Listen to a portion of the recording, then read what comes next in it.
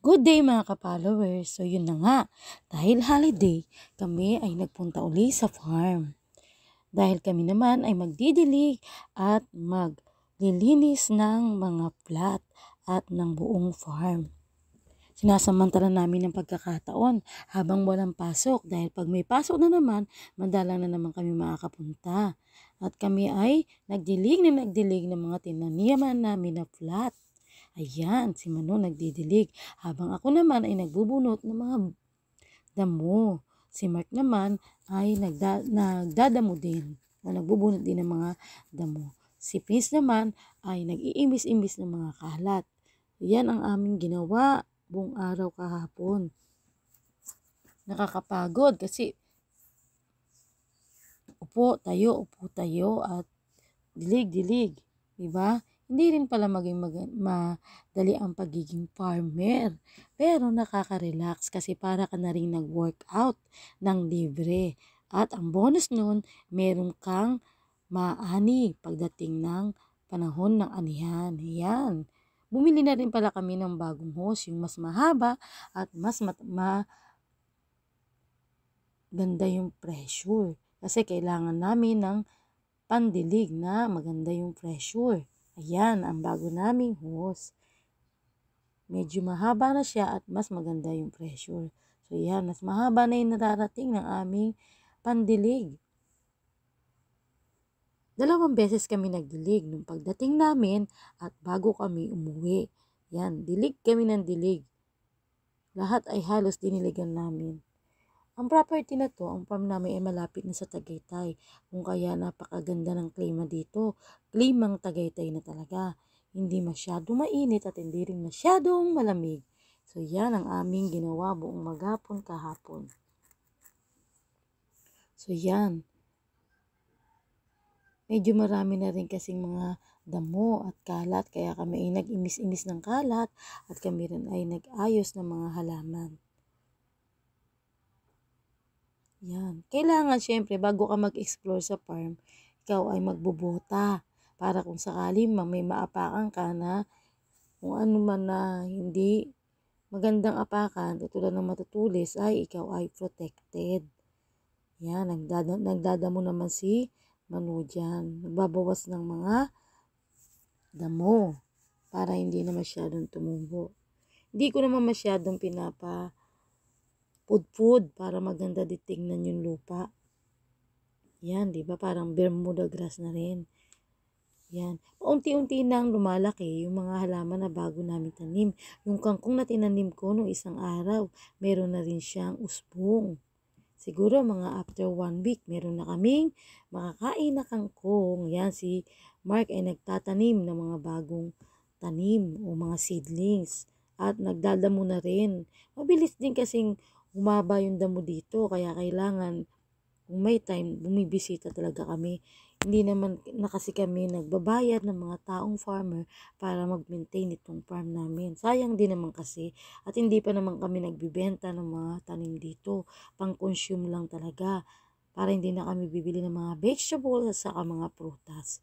Yan, di ba? Ang saya-saya kasi parang bonding moment na rin namin tong ginagawa naming pagtatanim at pagpa-farm. Yan, natututo pa yung mga bata na magtanim at magdinis ng farm. Yan, ang aming ginawa buong araw kahapon.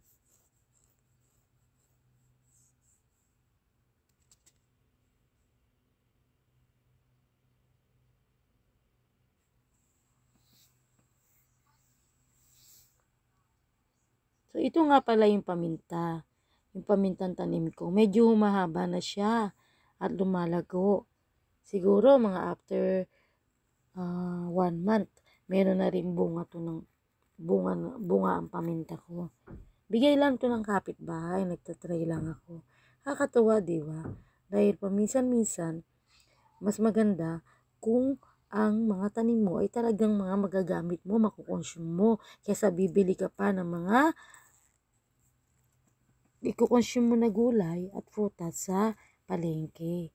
Medyo nakakatipid na rin kami kasi yung iba naming gulay at prutas ay galing na talaga sa farm. Hindi na kami halos bumibili ng mga saba o ng ibang saging kasi dito nga ay meron na kaming tanim. Sana sa susunod, pag balik namin dito, pati yung paminta ay di na rin kami bibili.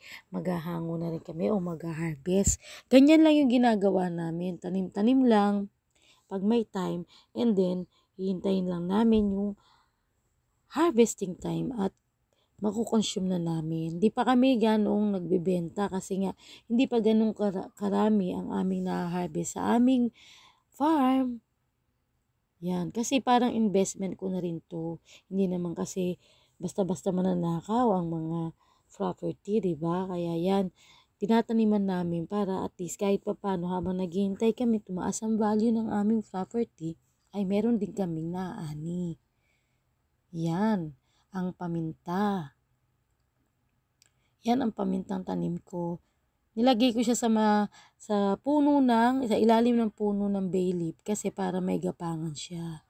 Yan, nagdidilig na naman si Mano. Katapos namin magdilig at magdamo-damo, kami naman ay in-explore namin yung buong farm. Naganap kami ng mga pwedeng maani na dragon fruit at saka mga iba pang gulay at banana. Yan, naghahanap na si Mano. Naghanap na siya ng mga ma-harvest na banana. Yung iba kasi, nadamo, hindi pa talaga namin natatabas kasi sobrang laki talaga nito at hindi kaya sa isang buong araw natabasin namin ang mga damo lalo na kung ito ay malalaki. May nakita kaming mga pwede nang i-harvest na mga banana pero hindi muna namin in-harvest kasi nga may nakaharang pa na mga matataas na damo. Hindi pa kasi namin na dadamuhan yung part doon sa may meron ng pwedeng i-harvest. May na-harvest na kami na isang banana. Kaya sabi ko, wag na muna i-harvest yun sa susunod na lang kapag na damuhan na yun. Part na medyo malaki ang damo o mataas. Diba? Para hindi sila mahirapang pumasok. Yan. Hindi naman kasi madadamuhan ng buong farm namin kasi medyo malaki din. 'Di ba? Kaya noon kami ay nag-hire ng magdadamo, ngayon ay hindi na. Kami-kami na lang, total bakasyon din naman. So 'yun. Kaya nakakatuwa. So ito nga pala yung aming naani. Isang buwig ba tawag dito? Yan, naani namin na banana. Hindi pa ganun siya kalaki, pero inani na namin para meron kaming makain. So, yan ang aming naani na banana. So, kung nagustuhan nyo ang video ko, please don't forget to like, follow, comment, and share my video. Good day!